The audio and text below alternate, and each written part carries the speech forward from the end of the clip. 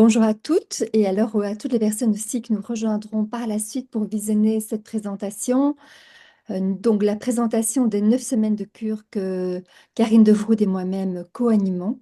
Et au programme de cette soirée, c'est vraiment de comprendre pourquoi cette cure de 9 semaines et son accompagnement spécifique que vous allez découvrir, en quoi consiste cette cure et son accompagnement, quels sont les bénéfices que vous pouvez en retirer ainsi que les acquis, donc les acquis aussi au niveau de la connaissance, pas uniquement physiologique, mais aussi au niveau de la connaissance.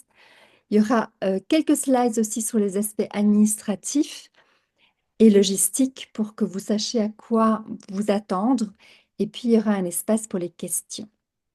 Alors, pour commencer, nous allons nous présenter, Karine et moi-même. Comme Karine commence la première partie de la présentation, je commence à me présenter, comme ça, elle aura tout un bloc sans interruption. Donc, voilà, c'est pour vous parler de mon engagement et de mon parcours en nutrition et en bien-être.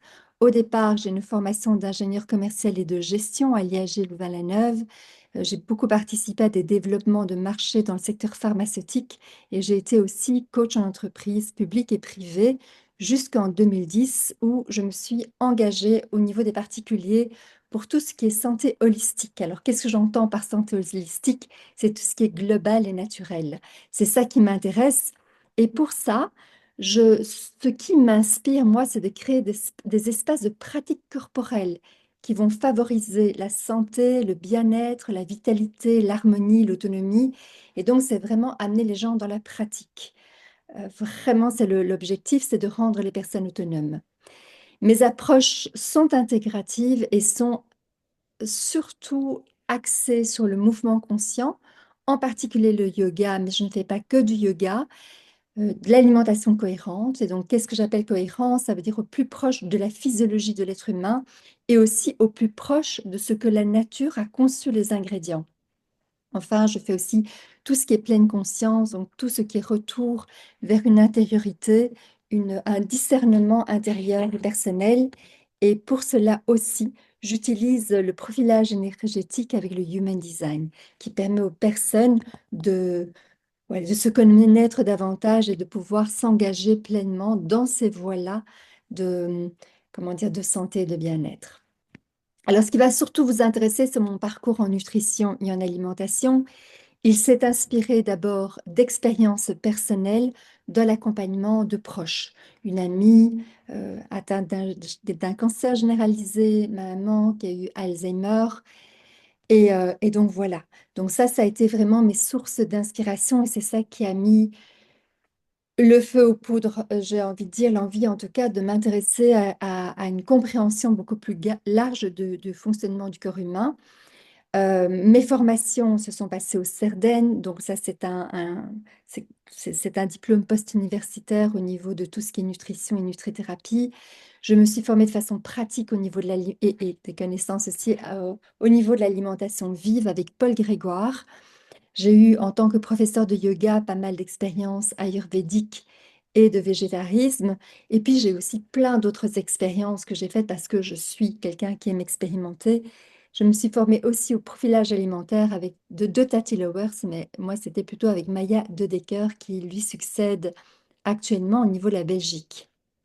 Alors, comme je disais, c'est surtout aussi par mes propres expérimentations de cures, de jeûnes, de modes de vie et alimentaires divers et variés, parce que j'ai besoin, moi, de revenir au corps et de ressentir ce que mon corps m'en dit. Je n'ai pas envie de prendre les choses pour argent comptant.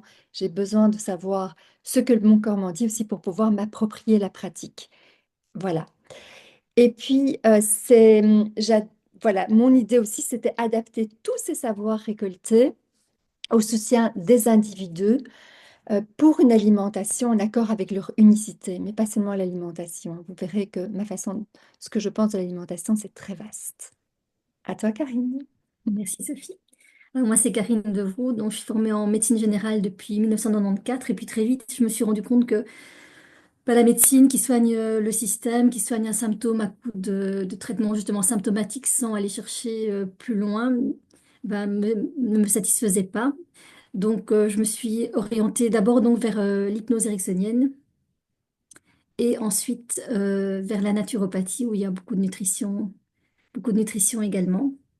Et puis j'ai fait une cure avec Sophie, la première cure, je pense que tu as organisée, et j'étais convaincue par les bienfaits, donc voilà, d'où ma présence ici aussi.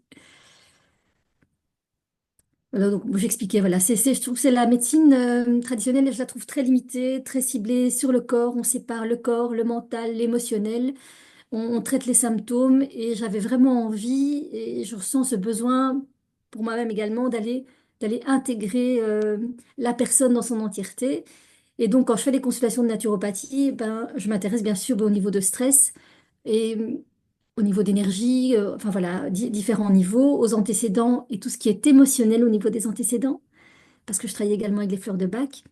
Et que si c'est bien beau de donner une alimentation, en effet, bon là, équilibrée, si on ne prend pas en charge ce qui pousse parfois les gens à manger de façon désordonnée, et alors ça les culpabilise, donc on prend en charge aussi l'émotionnel. Donc je donne en souvent en naturopathie aussi des exercices ou des postures, des exercices de respiration, de la cohérence cardiaque pour aller apaiser ce stress. Et donc, je me suis beaucoup aussi intéressée à la médecine chinoise. Je ne suis pas médecin en médecine chinoise, mais je me suis beaucoup intéressée à ça, ainsi que la médecine ayurvédique. Et ça permet vraiment, ça m'inspire très fort parce que c'est vraiment, ce sont des médecines ancestrales qui ont tout compris. Et, euh, et donc, pour ça, m'inspire un petit peu plus dans ma pratique générale également. Alors pourquoi la cure de 9 semaines? Parce que c'est vraiment avec 9 semaines de cure, donc vraiment 8 mois au niveau hygiène alimentaire, qu'il y a un reset du corps qui va se faire. Et donc les constats généraux de la santé, vous allez voir que Sophie va vous demander probablement de faire la liste de tous les bobos, de toutes les douleurs, de tous les diminutions de fonctionnement, que ce soit de la concentration, que ce soit de la lucidité, que ce soit de l'énergie, que ce soit la gestion du stress, que ce soit des douleurs de tendons, des douleurs récidivantes, etc. Donc en effet, donc l'OMS, il le dit pourtant, l'état de santé, c'est un état de complet bien-être physique, mental et social. Et ce n'est pas l'absence de maladie, c'est vraiment un état d'équilibre, une homéostasie que notre corps recherche et nous pouvons l'aider bien sûr par l'alimentation et pas que. Alors, en effet, donc notre façon de nous alimenter en Europe provoque beaucoup d'inflammations dans le corps. Parfois des inflammations avec, en effet, des tendinites, des polyarthrites, mais ça peut être avant ça, vraiment en état de bas grade. Mais ce bas grade d'inflammation va déjà être un terrain propice à plusieurs maladies. Donc, tout ce qui est maladies chroniques, fonctionnelles, dégénératives. C'est un terrain de cancer aussi. Il y a le diabète de type 2, qui est une maladie due à l'hygiène de vie. On peut régler les problèmes de diabète de type 2, pas diabète de type 1, je précise, mais diabète de type 2 par l'hygiène alimentaire. L'alimentation, le mouvement, la prise en charge de tout ce qui est inflammation au niveau du corps. Et alors bien sûr, ben, l'obésité, le surpoids, on a bien vu, ça engendre un tas d'autres problématiques.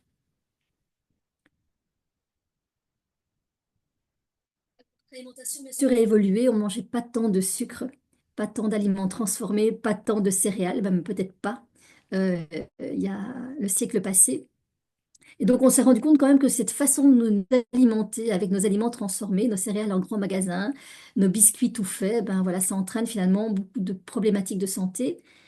Parce qu'il y a des éléments sur lesquels on n'a pas de pouvoir, tout comme voilà, la pollution extérieure, la pollution de l'eau, même si on peut un petit peu travailler, euh, le fait de ne pas utiliser d'eau en bouteille en plastique, en tout cas certainement pas en été, voilà ce genre de choses. Donc on a du pouvoir sur certains éléments extérieurs qui vont influencer notre santé, notre bien-être, mais le premier sur lequel vraiment on a du pouvoir, c'est notre alimentation.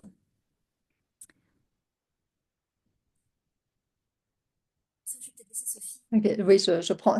Voilà, développer. en fait, voilà, dans le constat numéro 2 aussi, c'est qu'il y a trois axes de défaillance communs aux maladies chroniques et dégénératives qu'on va retrouver pratiquement dans toutes, ou en tout cas la majorité des maladies. Finalement, c'est comme si on souffrait tous d'une même et seule maladie. C'est seulement la manifestation de ces maladies qui peuvent être différentes. C'est cette inflammation chronique et silencieux dite de bas grade dont Karine a déjà parlé, le dysfonctionnement de nos systèmes de communication interne au corps, donc tout ce qui est intracellulaire, que ce soit au niveau des neurones, que ce soit au niveau du système endocrinien, donc les hormones, et le troisième système de communication, qui sont les molécules de signalisation redox. Je ne vais pas m'attarder dessus maintenant.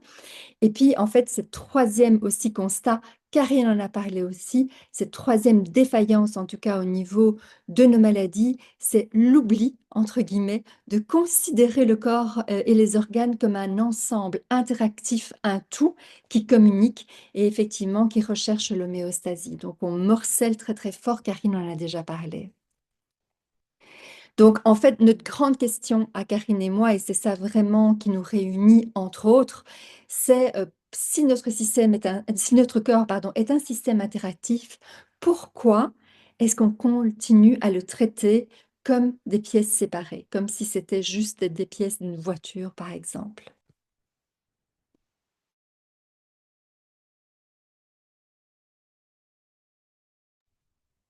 Premier ennemi, bien sûr, bah, ce sont les sucres, hein. C'est vraiment le sucre qui va acidifier le corps. Donc il y a plusieurs choses. Donc l'excès de sucre que l'on mange va se transformer d'une part ben, en graisse, en mauvaise graisse, même si j'aime pas trop le terme voilà, de cibler entre bon et mauvaise graisse, mais il y a quand même un équilibre à avoir entre oméga 3 et oméga 6. Et ça va aussi donner ce qu'on appelle un syndrome métabolique. Donc, le corps va devoir assimiler une grande quantité de sucre. Pour cela, il va augmenter la synthèse d'insuline, qui est censée faire pénétrer le sucre dans les cellules. Et puis, à un moment donné, ces cellules vont être résistantes à l'insuline. Et donc, on est donc prédisposé à faire un diabète de type 2. Il faut aussi savoir que tout ce sucre en excès va influencer les bactéries intestinales.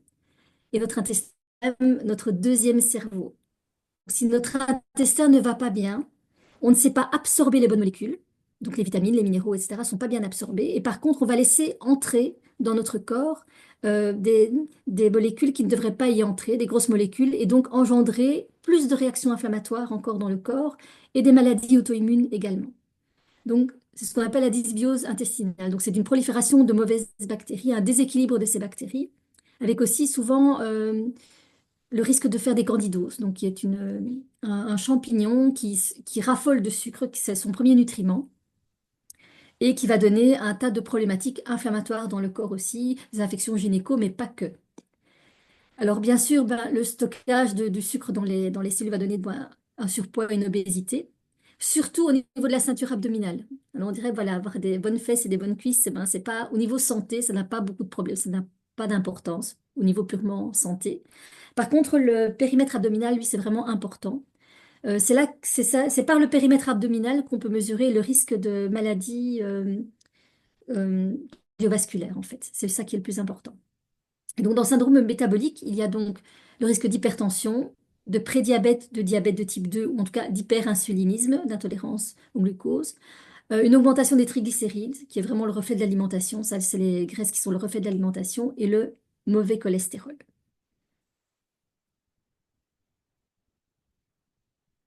Aussi ce sucre qui va venir encrasser le corps. Alors, c'était très connu à un moment donné pour les édulcorants. Donc, les personnes qui buvaient les sodas édulcorés, qui faisaient des foie gras. Mais c'est pas que les sodas édulcorés, ce sont tous les sodas. En fait, à un moment donné, il faut se rendre compte que dans une bouteille de soda, je ne sais pas combien il y a de sucre, je pense qu'il y a 7 sucres par verre de soda.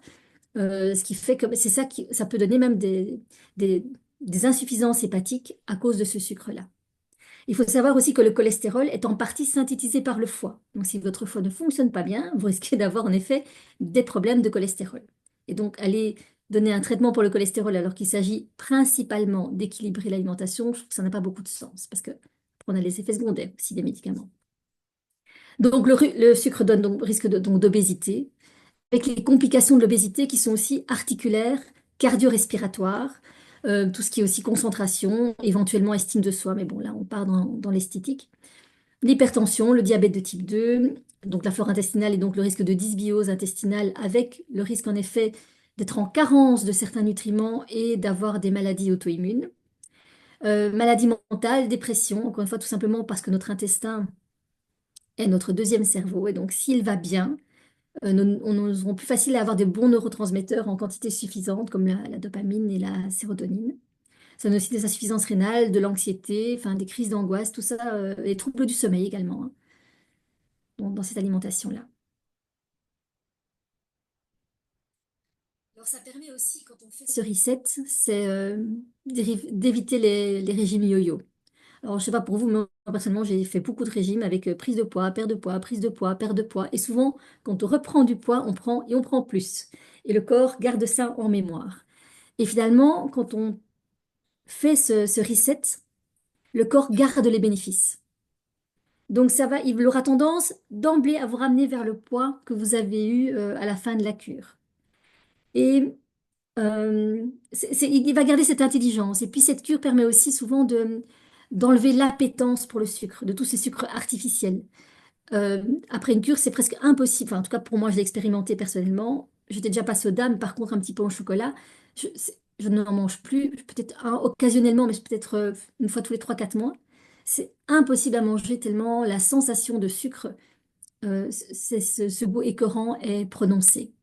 Et ça aussi, donc, ça permet, cette cure, de retrouver l'intelligence du corps. Le corps sait ce dont on a besoin, sauf que par ce sucre, il est drogué. Il est drogué. Donc, il cherche sa dose, pas parce que le corps en a besoin pour fonctionner de façon optimale, mais juste parce qu'il est en dépendance de ce produit.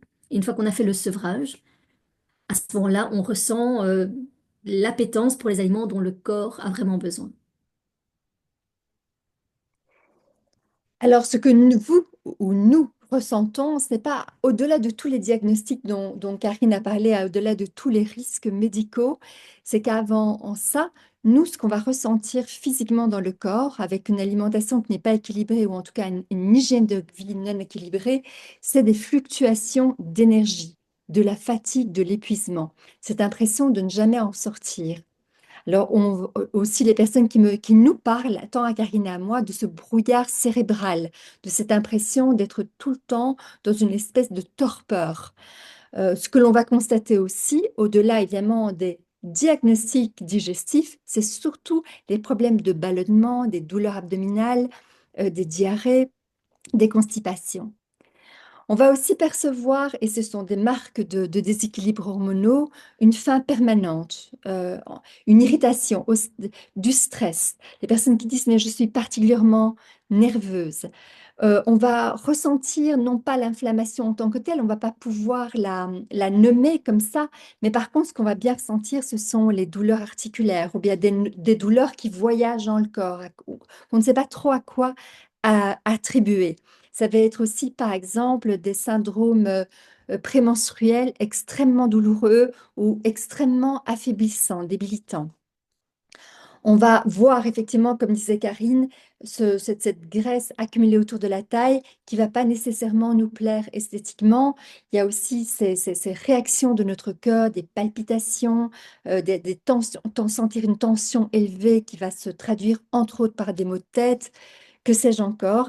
Et puis, on va aussi subir une dégradation de masse musculaire. Ben, de nouveau, on ne va pas savoir que c'est ça qui se passe, mais on va voir un vieillissement prématuré de la peau et bien sûr une dégradation rapide de la santé et de la vitalité. Alors, ces symptômes nous disent que nous souffrons presque tous de conséquences de l'insulinorésistance. Donc, on ne doit pas arriver à un problème de diabète pour déjà subir une résistance ou connaître des résistances à l'insuline.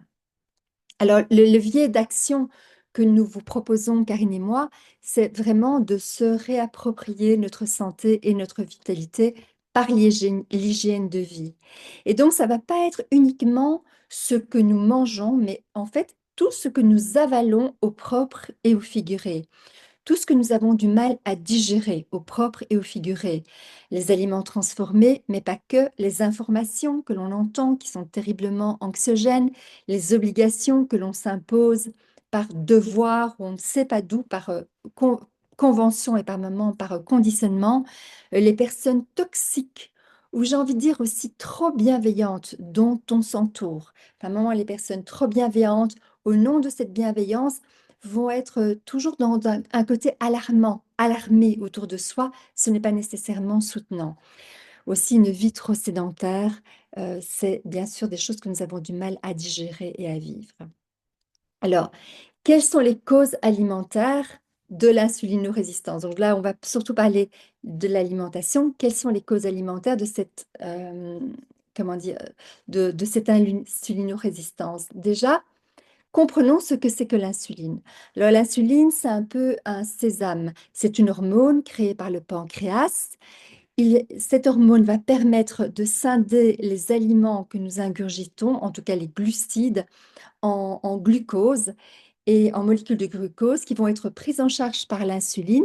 La paroi cellulaire va reconnaître l'insuline et c'est par l'action de l'insuline que la cellule va permettre aux molécules de glucose de pénétrer dans sa membrane, ou en tout cas dans son cœur, et être transformées en énergie, en ATP, dans les mitochondries. Alors, ça, c'est très bien, mais en réalité, nous sommes dans un monde qui mangeons tout le temps, tout le temps, tout le temps des glucides. On s'en rend pas compte. Parce que quand nous parlons de glucides et que nous parlons de glucose, nous ne parlons pas nécessairement de sucre. Il y a plein de personnes qui me disent, mais Sophie, je ne mange pas de sucre ajouté, j'ai laissé tomber ça, mais sans se rendre compte de tous les substituts dont on n'a même pas conscience, et en plus qui nous sont rabâchés à longueur de journée hein, je dirais, l'alimentation conventionnelle, notamment ces fameuses 5 portions de légumes et de fruits que l'on convertit essentiellement en fruits, parce que les fruits, c'est tellement bon pour la santé. Voilà, ça, on aura l'occasion d'en parler, mais pas maintenant. Alors, quand on a un accès, ça ne veut pas dire qu'on se prive de fruits, hein, vraiment pas. Donc, quand on reçoit cette masse de glucides qui sont transformés en glucose, eh bien, le danger, c'est que ce glucose finit par stagner dans le sang. Et le corps est intelligent, il va pas permettre que ce glucose stagne dans le sang. L'insuline va le faire rentrer dans la cellule.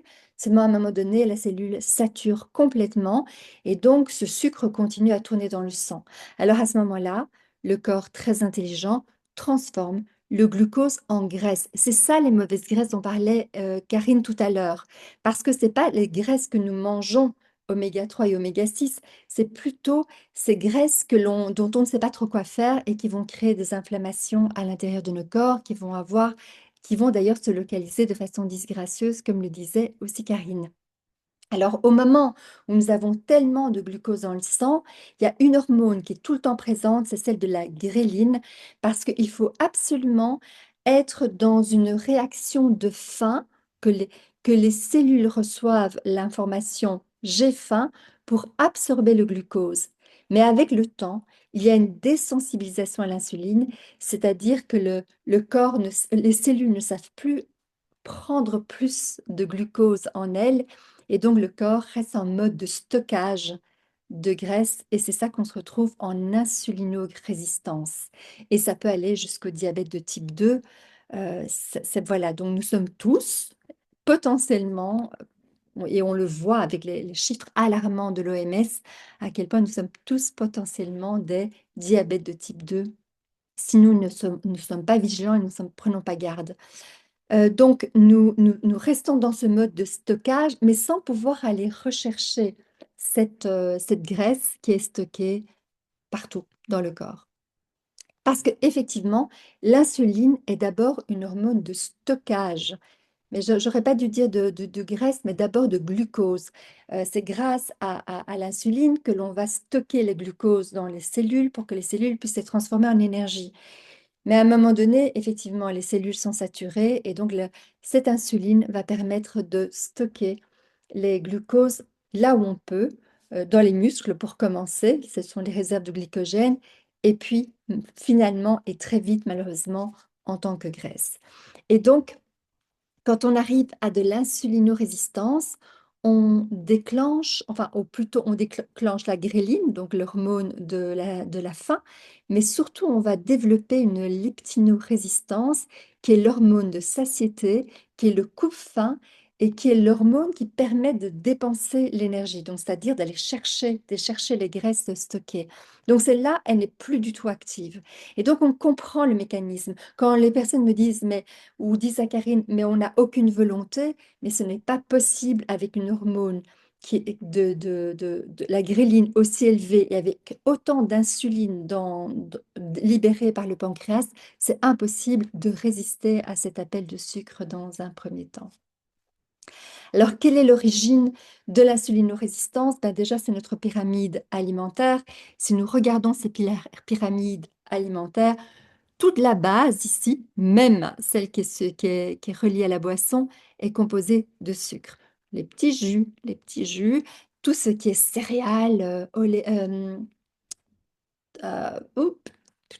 les, les lentilles et tout ça, les fruits. Donc on les met ici. On est vraiment, celle-ci est un peu plus équilibrée en mettant les légumes d'abord comme premier glucide, mais malgré tout, la couche suivante, ce sont déjà les céréales. Et donc, c'est quoi l'origine de l'insulinorésistance? C'est une alimentation actuelle essentiellement constituée d'hydrates de carbone ou de glucides. Les céréales, les féculents, les légumineuses, les fruits. Donc les légumineuses, ce sont les pois chiches et les lentilles. Or, nous avons trois macronutriments, les hydrates de carbone ou les glucides, pardon, qui sont transformés en molécules de glucose par le corps. On parle jamais du glucose comme étant un ingrédient essentiel. Donc ça, c'est important. Donc il est non essentiel. C'est quand même intéressant de voir que c'est quand même le plus grand macronutriment qu'on utilise alors qu'il est non essentiel. Les protéines sont la base de notre alimentation et parmi les 22 acides aminés, il y en a 9 acides aminés qui sont essentiels, c'est-à-dire qu'on ne peut pas trouver ailleurs que dans l'alimentation, que à l'extérieur du corps. Donc, ils doivent être apportés par notre alimentation. Les lipides, et dans les lipides, le gras, donc, on crée nous-mêmes notre propre gras, dont le cholestérol dans le foie, mais nous avons besoin d'acides gras essentiels, les oméga 3 et les oméga 6, les oméga 9 aussi, pour ne parler que d'eux. Et donc, oui, notre composition de l'assiette standard, c'est d'abord des glucoses, hein, des glucides, pardon. On a au moins la moitié de notre alimentation, si pas les trois quarts de notre alimentation qui sont composés de glucides. Alors que ce conditionnement, pourquoi est-ce que la composition de notre assiette est ainsi? C'est parce qu'il y a un conditionnement qui a été amené par l'industrie agroalimentaire.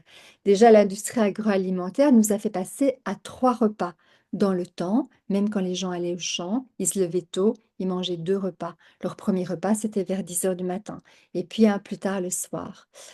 Non seulement nous avons changé le nombre de repas, mais on a rendu le premier repas extrêmement glucidique. Avant, c'était le morceau de saucisson et éventuellement le morceau de pain, mais c'était quelque chose de beaucoup plus gras et protéiné. Maintenant, ce sont les céréales, ce sont les petits jus, ce sont oui, les biscuits, non, c'est pas les biscuits, les viennoiseries. Et par moments, sur le pain, qu'est-ce on va mettre de la confiture, terriblement sucrée aussi. Donc, on a vraiment une composition d'assiette qui est essentiellement composée de 55% de glucides. C'est énorme, énorme. Et puis, l'industrie alimentaire met des sucres ajoutés partout, partout, partout, parce que ça va augmenter la conservation et puis aussi la dépendance. Donc, c'est pour ça que j'ai mis un petit chien de Pavlov à côté. Il faut savoir aussi, et ça se comprend aussi, c'est que une céréale, les glucides, une céréale, une légumineuse va avoir une durée de vie sur l'étagère beaucoup plus longue qu'un aliment frais tel qu'un un légume. Une autre façon, un autre impact aussi sur notre santé et qui va maintenir, ok, enfin, ce sont deux mythes qui existent autour de la santé et autour aussi de la perte de poids et du maintien d'un poids harmonieux. C'est vraiment, on nous dit de manger moins et de bouger plus. Donc ça, ce sont deux mythes. Alors je vais vous dire, évidemment, c'est dans certains contextes, mais c'est comme ça. Dès qu'il y a une personne qui veut perdre du poids, on lui dit, OK, tu vas courir, tu vas en salle. Mais par moment, on a affaire à des personnes qui ne sont pas prêtes encore à aller. Mais ça, on va en parler maintenant. Donc, en fait, le mythe qui a la peau dure, c'est surtout qu'en fait, si notre dépense énergétique équivaut à notre consommation énergétique, eh bien l'équilibre est là et donc pas de problème. On a trouvé l'équilibre. Nous mangeons, nous dépensons ce que nous mangeons, fastoche. Calories dedans, calories dehors, c'est hyper simpliste. Mais on oublie une notion fondamentale, Karine en a beaucoup parlé, c'est la notion d'homéostasie. Donc, l'homéostasie, c'est la capacité du corps humain à maintenir son équilibre intérieur. Donc, il essaie de garder tant bien que mal son équilibre intérieur, quelles que soient les conditions extérieures. Donc, nos paramètres de survie restent constants et s'adaptent. Donc, le meilleur exemple que je peux donner, c'est notamment des personnes qui peuvent rester des années sans manger beaucoup. On va voir qu'elles vont quand même vivre parce que le corps, malgré cette baisse de calories terrible, va s'adapter. L'adaptation de notre température, l'adaptation de notre pression sanguine, notre rythme cardiaque, c'est ça l'homéostasie. Je fais face à un danger. Toutes les hormones de stress se mettent en place aussi pour me permettre d'utiliser l'énergie immédiatement pour fuir ou combattre. Et dans l'homéostasie, il y a aussi l'homéostasie de notre poids. C'est le poids de consigne du corps. C'est le poids que le corps maintient pour assurer un certain équilibre énergétique. Et quand je dis énergétique, pour aller puiser l'énergie. Mais c'est à cause de ce poids de consigne qu'on atteint des plateaux et aussi que on perd du poids, on en reprend. Parce que c'est le poids de consigne. Alors ça, je vais pouvoir expliquer plus clairement. Donc, dans cette idée de diminue tes calories, tu vas perdre du poids. Alors, bien sûr, la balance va aller dans le fait de manger moins de calories. Mais qu'est-ce que ça fait? C'est que le métabolisme se met au ralenti. Donc, on voit l'adaptation du métabolisme, c'est le retour à une forme d'homéostasie. Alors, dans un premier temps, on va perdre du poids. Mais le problème, c'est qu'on va on va se mettre en mode famine, on aura faim tout le temps. Et puis, éventuellement, pour ne plus avoir faim, mais sans apport calorique supplémentaire, le corps va maintenir un certain point, en tout cas un certain niveau de certaines réserves à l'intérieur. Donc, il ne va pas consommer les graisses emmagasinées. Donc, dans un premier temps, pas de poids, mais dans un deuxième temps, pas du tout. Donc le mythe de manger moins ne fonctionne absolument pas parce que le métabolisme de base du corps ralentit. Conclusion, nous avons faim, nous avons froid, le teint est morne, on a des fluctuations d'énergie terribles, on n'a plus de force, on devient grognon, enfin vraiment, c'est, voilà, si on réduit les calories qu'on absorbe, eh bien, on va réduire, le corps par homéostasie va réduire les calories qu'il va utiliser pour une même activité. Et une façon de les réduire, c'est aussi nous rendre extrêmement fatigués et en tout cas pas du tout énergétiques. Par contre, on va voir que souvent quand on augmente, en tout cas dans un corps en bonne santé, quand on augmente les calories, le corps va augmenter comment dire, la dépense calorique, donc les dépenses énergétiques. Donc, on arrive à des poids yo-yo où le poids de consigne ne bouge pas, vous l'aurez compris. On arrive, alors, c'est pas parce qu'on diminue les calories qu'on va diminuer l'insulinorésistance, parce qu'on vous dit de diminuer les calories, mais on ne vous dit pas de diminuer comment les calories. La plupart du temps, on vous dit de juste compter les calories. Alors, on ne vous dit pas, on vous dit oui, on vous dit de diminuer les quantités de calories absorbées, mais on ne vous dit pas quoi et quand manger. Donc, si le métabolisme de base descend, si la calorie descend, on augmente la gréline, donc l'hormone de la faim, et donc il n'y a pas de rupture de ce cycle d'insulinorésistance et de leptinorésistance. Si la gréline est présente, l'insuline reste haute, bien sûr, il va falloir fournir de l'énergie à ces cellules. Donc l'insuline est créée par le pancréas à gogo, et il n'y a pas de leptinorésistance. Puis pardon, on a toujours la leptinorésistance parce qu'il n'y a pas de leptine qui vient puisque nous avons faim. Par ailleurs, ça crée un état de stress terrible, donc le cortisol monte en flèche. Il est clair que si nous privons notre corps d'énergie et d'alimentation, le corps se sent comment dire, en danger. Et forcément, on est piégé dans cette boucle infernale du cortisol qui augmente la prise de poids et qui augmente les hormones de stress. Alors, pourquoi est-ce que le mythe de calories ne fonctionne pas? Déjà parce que les calories, c'est la quantité d'énergie brûlée par le corps pour réaliser une activité donnée. Donc, c'est la quantité d'énergie brûlée. Il ne s'agit absolument pas, c'est quelque chose qu'on ingurgite. Oui, on ingurgite des calories, mais tous les différents types d'aliments ou combinaisons d'aliments nous donnent cette énergie et ces calories. Nous les avons calculées en forme de calories pour créer un peu cette chaudière qui va nous mettre en action, en activité. Mais le corps, quant à lui, son langage n'est certainement pas un langage calorique.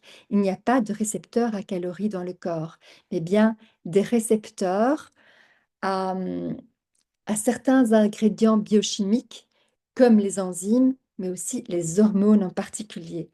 Donc, le corps, il comprend les macronutriments et en comprenant les macronutriments qui certes apportent des calories, mais lui, il ne fait pas, voilà, calories, peu importe, il comprend les macronutriments et les différents macronutriments, donc les lipides, les protéines et les glucides, vont induire des réponses métaboliques complètement différentes en fonction du type d'aliments consommés. Donc, ils vont induire des réponses hormonales, entre autres, complètement différentes. Donc, vous comprenez là que les calories induites par les macronutriments ne sont pas du tout équivalentes.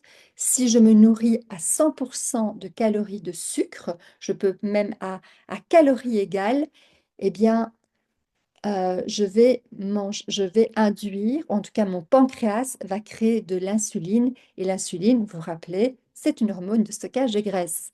Donc si je mange, admettons que je mange 1500 calories sur ma journée uniquement de glucides, eh bien ma réponse hormonale sera l'insuline, donc je serai en mode de stockage de graisse. Je vais être en leptinorésistance, donc j'aurai tout le temps faim. Ça va faire flamber mon appel alimentaire. C'est pour ça, quand on commence une journée en mangeant sucré, paf, on en a envie toute la journée. Alors, quels sont ces aliments glucidiques? On l'a déjà dit, les pâtes, les céréales, les pâtes, les sucreries, les sodas, les jus, etc. Qu'est-ce qu'on donne comme information au corps? Le corps, il va se dire, OK, j'ai reçu 1500 calories, mais surtout, il s'en fout des 1500 calories. Ce qui se passe, c'est que lui, il reçoit l'info emmagasine, stocke les graisses, retire ce glucose du sang. Par contre, si je mange 1500 calories de graisse, il va y avoir aucun impact sur le taux d'insuline produit. Au contraire, ce qui va se passer, c'est qu'on ne va pas produire d'insuline. Si l'insuline descend, le glucagon augmente. Et le glucagon, c'est l'hormone à l'opposé de l'insuline. Donc, le pancréas produit deux hormones, euh, c'est l'insuline et le glucagon. Et quand l'insuline descend, le glucagon augmente. Et le glucagon, c'est l'hormone qui va déstocker les graisses parce qu'il va utiliser l'énergie stockée dans le corps pour pouvoir réaliser les activités. Donc, en fait, l'information que l'on donne au corps, c'est brûle les graisses, brûle les graisses, brûle les graisses. Contrairement à l'autre, pourtant, on a mangé exactement le même nombre de calories. Alors, le mythe, bouger plus. Alors, je ne dis pas qu'il ne faut pas bouger, hein. Le sport est super important, voilà. Mais ce n'est pas un moyen efficient de perte de poids et surtout, ce n'est pas un moyen efficient quand notre corps montre des signes d'inflammation. Déjà parce que bouger va augmenter l'hormone de la faim, c'est normal. Le corps se dépense, donc il se dit, ouh là là, il faut que je dois m'assurer que je ne perds pas mes réserves, donc il va y avoir un appel alimentaire. Ça augmente l'inflammation par les micro-fissures que le sang fait, donc ça empêche la perte de poids. Ça augmente le stress, dont le cortisol, donc ça stimule le cycle de la perte de poids. Et donc, on dit toujours que le sport va permettre d'augmenter le taux métabolique, donc la capacité à créer des muscles, pardon, et donc à brûler les graisses. C'est vrai à un certain point, à partir d'un certain moment.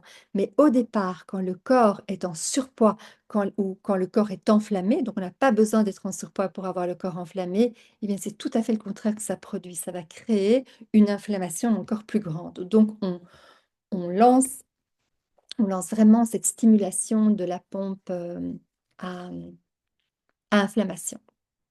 Donc la réponse immunitaire du corps qui s'emballe.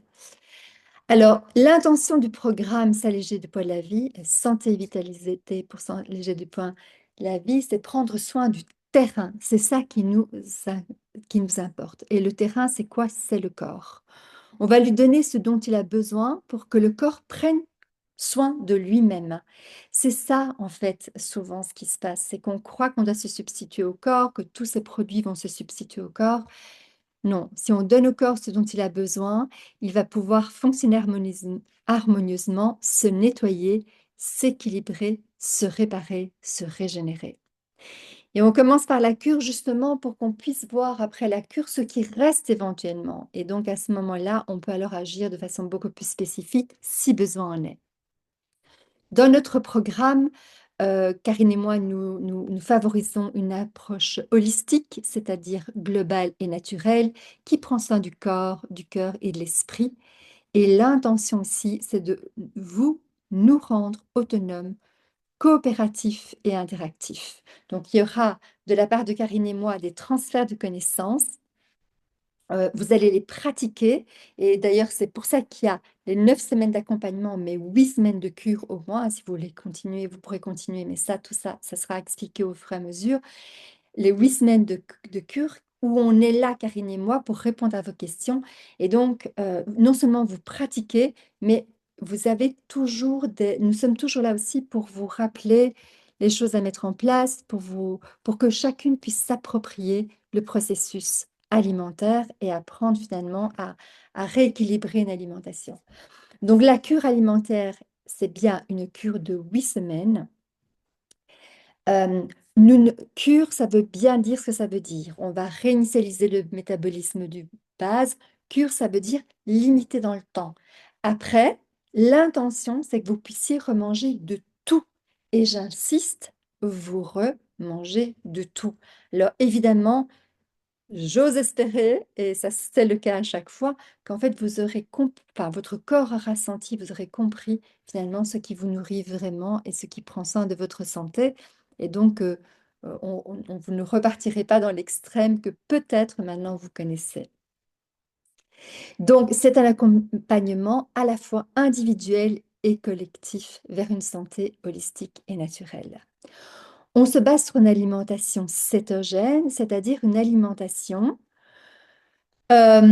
où les graisses alimentaires, mais pas que, les graisses stockées deviennent la source de production d'énergie de nos cellules. Vous avez compris qu'on va faire switcher. Pour l'instant, essentiellement, ce sont les glucides, donc le glucose, qui nous sert comme base de production d'énergie. Et l'idée ici, c'est réinitialiser le corps pour qu'il utilise désormais les graisses et surtout qu'il aille les chercher. Alors, qu'est-ce qu'une alimentation cétogène? C'est une alimentation où la moitié de l'assiette est aussi faite de glucides, mais pas n'importe quel glucide. Ce sont des légumes verts essentiellement et certains légumes à peser dont on parlera. Donc, c'est essentiellement des légumes. Donc, nous sommes vraiment, cette base glucidique est apportée par les légumes et ça, on expliquera pourquoi. Il y a une quantité complètement cohérente de protéines pour ne pas perdre la masse musculaire et aussi pour bien permettre aux neuromédiateurs de se former et d'être efficients. Et puis, il y aura des matières grasses de qualité, mais vraiment les matières grasses dont vous avez besoin pour que le corps puisse aussi aller déstocker les graisses qui sont dans le corps. D'accord? Donc, on ne vous met pas en carence d'acides gras, on vous apporte des acides gras de qualité et puis, pour le reste, c'est puisé dans le corps. Alors, il faut savoir que l'alimentation cétogène peut faire peur. Or, c'est une alimentation physiologique, c'est-à-dire en accord avec le corps, avec le métabolisme humain. Elle est innée, elle fait partie de l'histoire de l'humanité qui a toujours connu des alternances entre famine et abondance. Et n'oubliez pas qu'il y avait ces moments de froid, de glaciaire, des moments où il y avait peu de nourriture. Et la plupart du temps, les gens n'avaient pas de glucides. C'était vraiment à des périodes très limitées dans le temps. Et c'est pour ça que l'insuline était tellement importante pour stocker en graisse toutes ces réserves qui étaient faites en été ou en tout cas pendant les périodes d'abondance. Mais après, tout était consommé pendant les périodes de disette ou en tout cas de moins grande abondance. Il faut savoir aussi que c'est une alimentation innée parce que c'est l'alimentation de l'embryon et aussi des nourrissons qui sont nourris par l'allaitement maternel et aussi ou par des laits qui ressemblent à l'allaitement maternel. Elle est instinctive et intuitive quand les hormones sont équilibrées.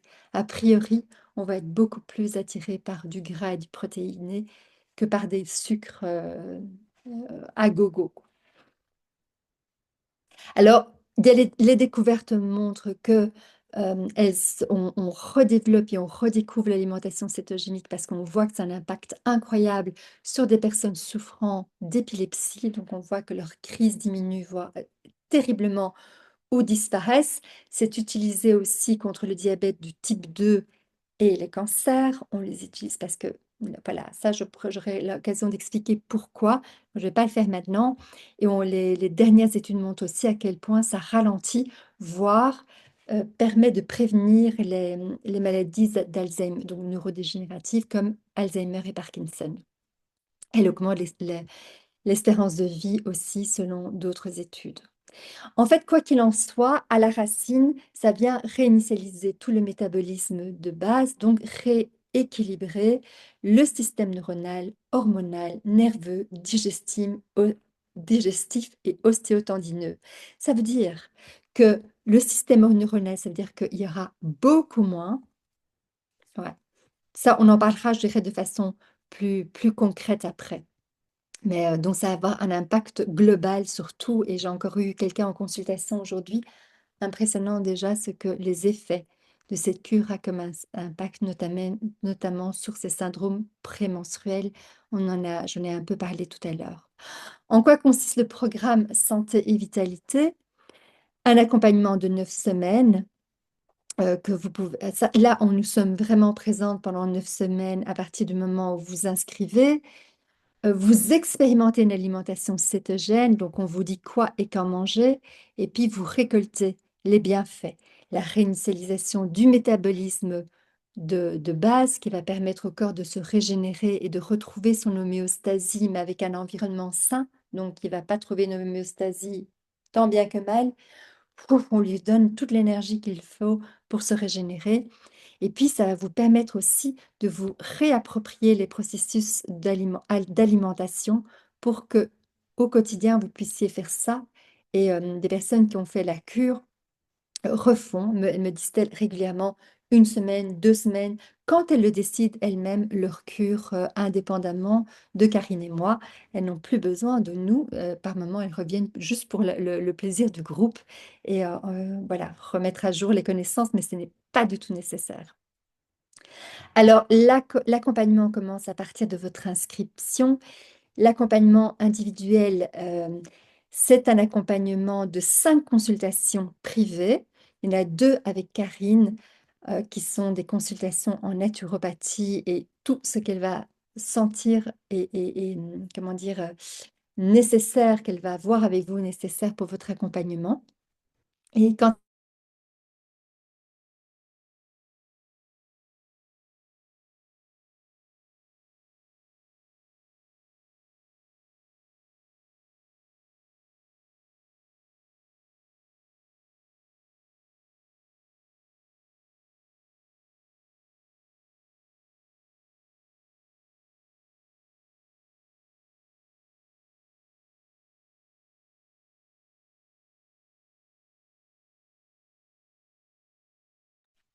Merci Bernadette, heureusement que tu as fait le signe. J'étais encore. Donc, de consultation de naturopathie avec Karine et qui, bien sûr, va vous accompagner de façon très spécifique dans ces consultations individuelles. Quant à moi, dans les consultations individuelles, on fait un profilage métabolique et alimentaire pour voir vraiment déjà comment adapter même les aliments de la cure à ce qui vous convient davantage. Donc, je mettrai l'accent sur ce que vous régénère, je mettrai en garde par rapport à ce qui vous affaiblit.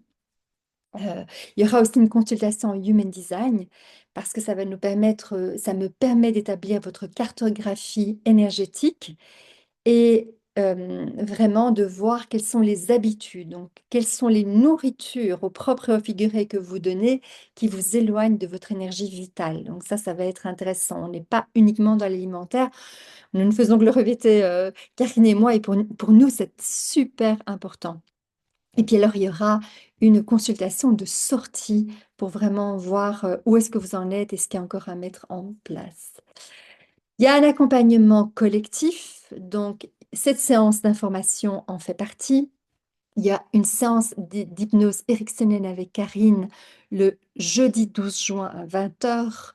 Il y aura 4 séances de présentation théorique des principes alimentaires mis en place dans la cure. Ce sont en général les mercredis de 20 heures à 21 h 15. Je n'ai pas encore déterminé les dates ça sera de toute façon, a priori, une semaine sur deux.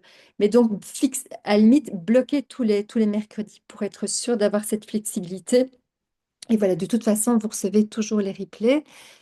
Il y a 8 séances de coaching collectif en ligne, les jeudis de 12 heures à 13 heures, par Zoom ou par Teams. Là, vient qui peut, vient qui veut. Vous ne devez pas rester tout le long. Ça a lieu quand j'ai au moins une participante, donc ça m'est égal que vous soyez une, deux, trois. C'est comme ça. Il y a un groupe Facebook privé et un groupe Signal aussi. Donc, le Signal, c'est une messagerie très éthique, voilà, sur laquelle vous pouvez poser des questions, interagir, vous soutenir. Et là aussi, on va pouvoir mettre des informations. Facultativement, il y aura 8 séances de coaching collectif en présence. Quand? Les mardis. Donc, quand les mardis, je vais par moment, je vais à Enghien et je vous propose de se retrouver à Autrement ou au parc, éventuellement juste pour échanger de façon informelle. Donc, c'est aussi pour créer une synergie. Je sais que tout le monde ne peut pas venir. C'est pour ça que c'est facultatif et un bonus. Si vous pouvez vous rendre, tout le monde ne vient pas à toutes les séances, loin de là. Voilà. Alors, vous recevez des documents en support, le rapport écrit de vos spécificités métaboliques, ou en tout cas oral, par moment je le fais oralement. Le grimoire, c'est un document qui vous détaille tout ce que vous pouvez manger, quand et quoi manger. Un document énergétique d'environ 64 pages qui représente votre profil énergétique en Human Design. Un document qui va permettre de vous aligner cœur, corps, esprit, qui sont des questions à vous poser intérieurement pour faire votre cheminement intérieur par rapport au pourquoi vous vous lancez dans cette cure, donc vos motivations. Il y aura le replay des séances collectives, ça je l'ai déjà dit, et le PDF des présentations théoriques, ainsi que le replay personnel et exclusif de vos séances en ligne. Donc le Human Design, j'aime bien de le faire en ligne parce que après, je montre sur votre schéma en même temps et puis vous pouvez le réécouter autant de fois que vous voulez par la suite. Les bienfaits de ce programme, c'est qu'il est accessible à toutes les femmes de tout âge, mais aussi les hommes, et pour les femmes, qu'elles soient compris en ménopause, en périménopause, qu'elles soient de jeunes femmes, vraiment. On fait juste attention au niveau évidemment, des femmes enceintes. On fait vraiment attention et ça, si de toute façon, c'est peut-être pas le moment de le faire. Et de toute façon, ça, c'est à voir avec Karine. Alors, ce programme permet d'activer l'amélioration des pouvoirs anti-inflammatoires du corps. Ce programme vous donne accès à une alimentation vraie, donc pas de pilules ni d'apports extérieurs, autres que ceux vraiment nécessaires à votre corps. Et ça, bien sûr, c'est Karine qui le détermine. Et puis alors, il y a l'un ou l'autre qui font partie de la base de la cure. Magnésium, vitamine D, ce sont des basiques, hein, ça, c'est, si je vous parle de compléments, moi, ça sera ça. Le reste, c'est Karine qui saura et qui pourra évaluer ça avec vous. Vous avez un esprit beaucoup plus rapide, une clarté d'esprit retrouvée qui est incroyable. Une combustion des graisses stockées, donc un métabolisme qui base un métabolisme qui base d'un principe d'un métabolisme de stockage de graisse à un métabolisme de brûlage des graisses. On a le confort du corps qui est amélioré plus que au niveau des douleurs inflammatoires, hein, articulaires. C'est impressionnant, les SPM, hein, les syndromes prémenstruels incroyables, toutes les douleurs qui peuvent lier à l'endométriose et autres, c'est incroyable. Énergie et vitalité, donc l'augmentation de l'énergie et de la vitalité, entre autres parce que le nombre de mitochondries, donc ces usines à énergie, augmente dans les cellules, hein. C'est impressionnant. C'est la fin des cercles vicieux du stress, puisqu'on va apaiser le mental, on va apaiser le corps. On réinitialise aussi la thyroïde. Les résultats au niveau de la thyroïde sont très, très intéressants. On stabilise la glycémie, l'homéostasie, donc on retrouve un équilibre corporel. On stimule l'hormone de croissance, qui est aussi une hormone de jeunesse. Euh, voilà, le métabolisme de la thyroïde, j'en ai déjà dit, donc on protège la thyroïde, mais il faut savoir, la thyroïde, c'est un peu le chef d'orchestre de toutes les autres hormones, donc c'est assez intéressant. Voilà, et une perte de poids, cerise sur le gâteau. Et j'insiste, je disais tout à l'heure, ce n'est pas parce que vous n'êtes pas en surpoids que vous n'êtes pas enflammé, donc on peut faire tout à fait ce programme sans devoir perdre de poids. À ce moment-là, nous adaptons le cure à votre spécificité. Voilà. Donc, la résistance à la cellule diminue, la fin des régimes yo-yo, on reconnaît les signaux de satiété, c'est quand même génial.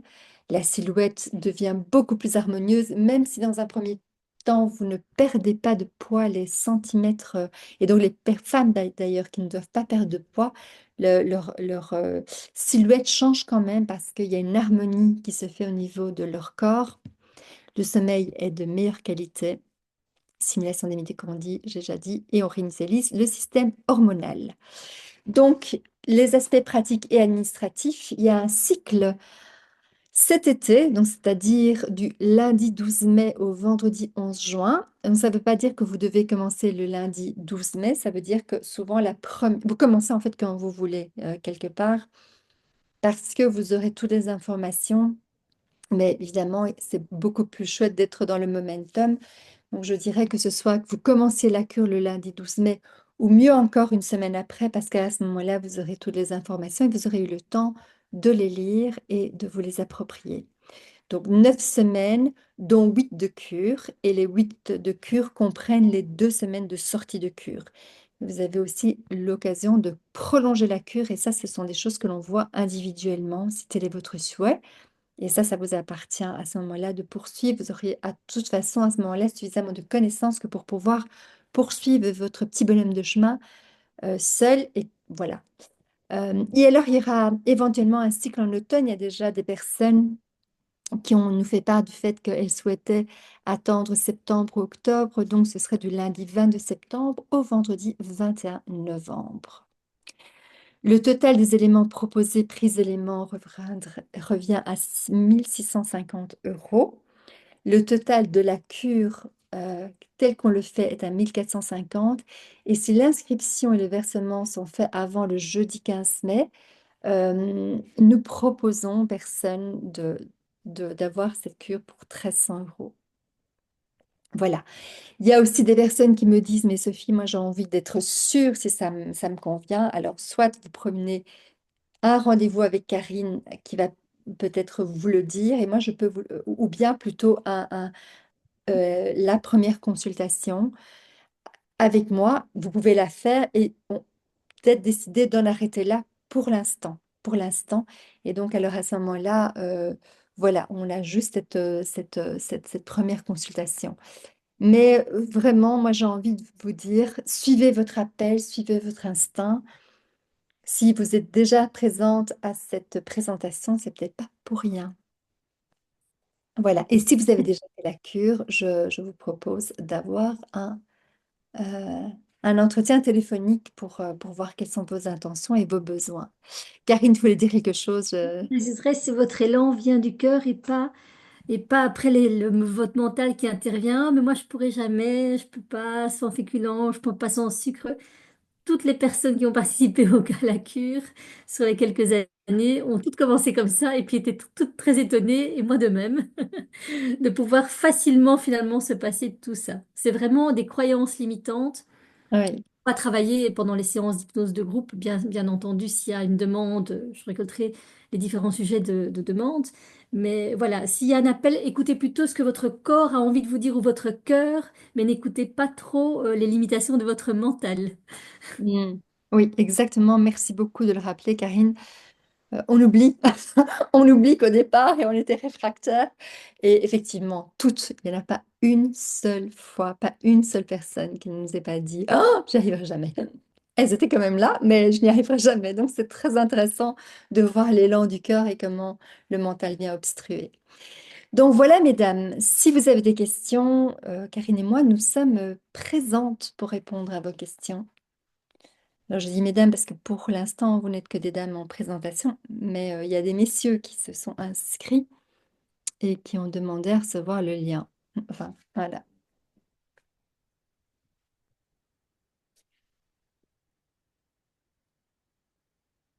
Pratiquement, vous m'entendez?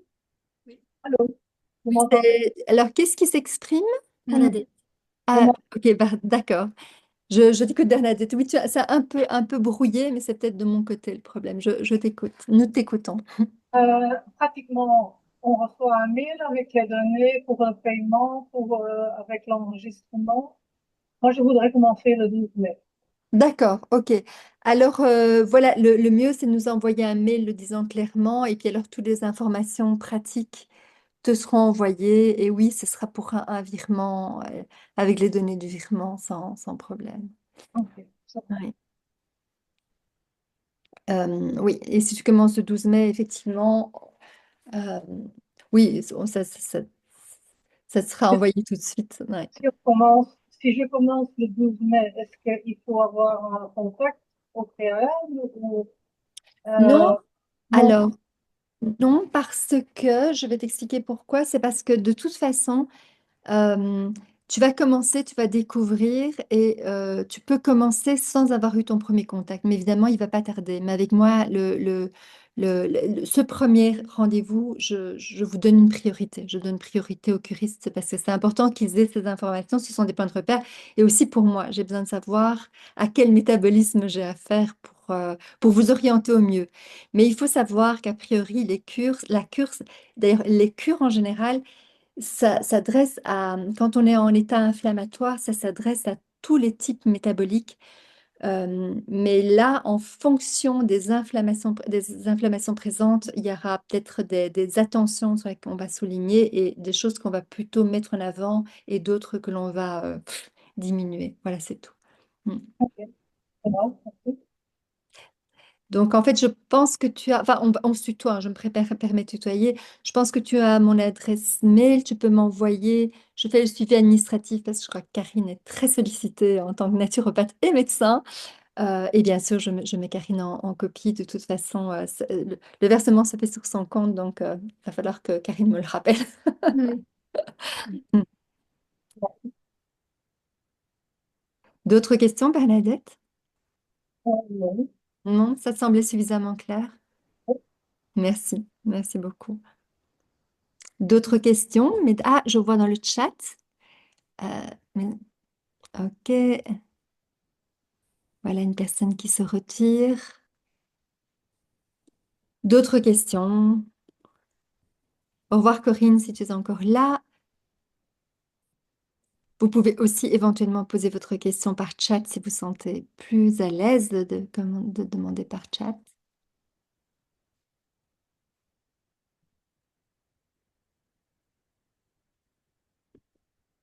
Il faut savoir que la participation au groupe Facebook est vraiment très soutenant, Mm, très aidant. Quand il y a des creux, les autres personnes soutiennent, ou bien quand on se rend compte que d'autres personnes vivent les mêmes difficultés en même temps, mais se soutiennent pour tenir bon, c'est vraiment très soutenant. Ça n'a rien à voir que de le faire seul de son côté. Ça apporte vraiment un plus. exactement.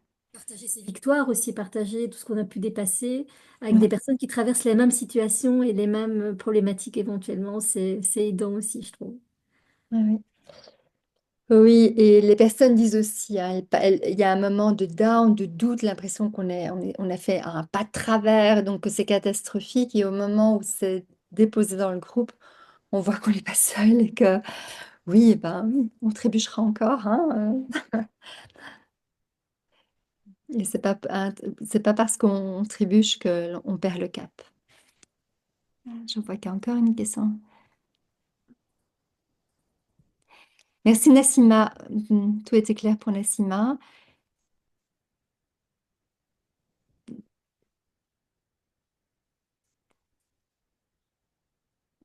Voilà, d'autres questions? Non? Ok, vous pouvez aussi faire juste un signe de la main si vous le souhaitez. Parce qu'alors, si il n'y a pas de questions, nous allons clôturer là. En tout cas, je vais déjà arrêter. Ah ouais, tu voulais, Nathalie? Ouais. Non? Ah, d'accord. Ouais, Ok, ça va. un peu. Merci beaucoup. Ah bah, J'arrête l'enregistrement.